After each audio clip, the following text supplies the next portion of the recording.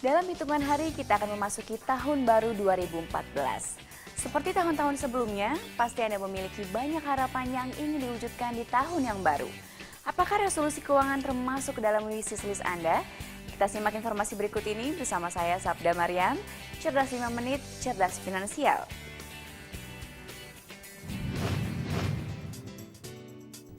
Tahun baru 2014, saatnya menyusun rencana dan cita-cita yang ingin diwujudkan pada tahun 2014. Tentunya untuk mencapai hidup yang lebih baik, salah satu resolusi yang mestinya dibuat adalah resolusi keuangan.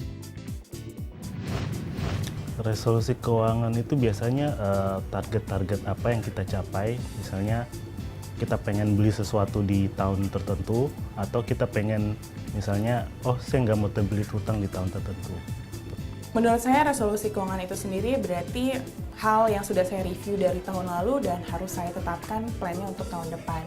Jadi saya review apa yang kurangnya saya, apa yang harus saya tingkatkan, apa yang harus saya tetap jalankan dari tahun lalu dan saya jalankan di tahun depan. Resolusi keuangan saya itu bukan seperti mengurangi pengeluaran, tapi saya menambah investasi. Untuk saya sendiri 2014 ini tetap saya masih stay di asuransi. Untuk investasi saya sama emas biasanya. Beli emas lah sekarang, kalau pas lagi harganya murah beli.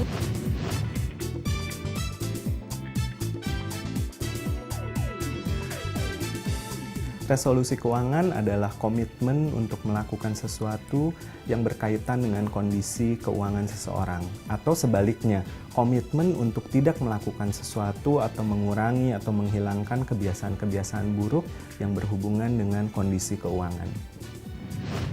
Resolusi keuangan bisa saja dibuat setiap awal tahun. Namun apakah Anda melakukan perubahan dan benar-benar konsisten dalam mewujudkannya? Atau resolusi keuangan hanyalah resolusi yang tidak akan pernah terwujud?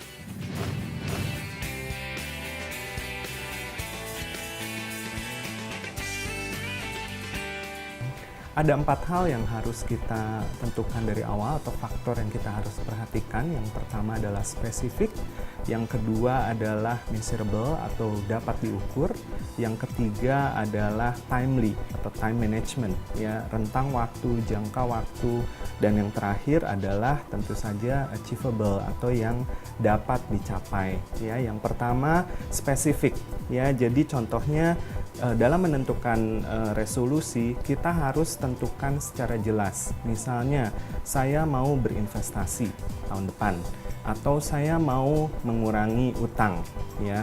Jadi harus spesifik, jangan hanya saya mau jadi tambah kaya tahun depan. Itu terlalu melebar, terlalu abstrak, ya. Nah, yang kedua adalah measurable, ya. Setelah kita tentukan secara spesifik tadi, misalnya saya mau berinvestasi, kita tentukan saya mau berinvestasi nilainya 15 juta rupiah atau 12 juta rupiah misalnya. Dengan adanya nilai yang sudah kita tentukan, kita dapat mengukur, ya, pada akhir tahun nanti, pada saatnya kita melihat lagi apakah resolusi kita tercapai atau tidak, kita sudah dapat mengukur apakah tercapai atau tidak, ya. Dan yang ketiga, setelah spesifik, setelah dapat diukur, yang ketiga adalah time management. Jadi balik lagi ke contoh yang sama, saya mau berinvestasi 15 juta rupiah dalam waktu 1 tahun, dicicil setiap bulan. Misalnya 1 juta atau 1,5 juta gitu, ya. Kita sudah tentukan dari awal, kita sudah tahu jumlahnya berapa, intervalnya berapa, frekuensinya berapa. Ya, dan yang terakhir adalah achievable, yang kita melakukan resolusi sesuatu yang dapat dicapai, ya. Jangan yang terlalu mengawang-awang, ya, seperti saya mau jadi orang yang sangat kaya di tahun depan gitu. Akhirnya komitmennya susah dilakukan, kita putus asa, dan akhirnya berlalu begitu aja. Kita akan selalu ngomong, yuk kita mulai lagi deh, mulai tahun depan saya mau buat resolusi baru. Akhirnya tidak tercapai. Resolusi keuangan bukan hanya sekedar menuliskan wishlist keuangan saja, namun perlu ada upaya yang konsisten untuk mewujudkannya. Cerdas 5 Menit, Cerdas Finansial, sampai jumpa.